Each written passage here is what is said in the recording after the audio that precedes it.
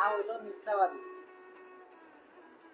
নিজে না খাইয়া নিজের সন্তান রেখা হয়। বাবাও মিথ্যাবাদী, নিজের পকেটের মধ্যে টাকা 10 টাকা 10 টাকা রাইকা বলে যে সন্তানরে নিয়ে নে, সন্তানরে বুঝলে যে আমার কাছে বাবা টাকা আছে, আমার কাছে আরো টাকা আছে, কিন্তু বাপের কাছে ওই টাকাটা আর নাই, 10 টাকাই আছে।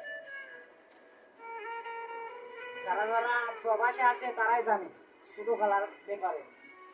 ছোট খেলায় মার কাছ থেকে কান্নাকাটি করিয়া এই 10 টাকা নিত। 10 টাকা না, আমি 5 টাকার কথা বলবো। 10 টাকা দেখাইতেছি, 5 টাকা নেওয়ার জন্য অনেক কান্নাকাটি করতো, কিন্তু মায় দিয়ে দিত। মায় দিয়ে দিত যে আমার সন্তানের জন্য কান্না না করে।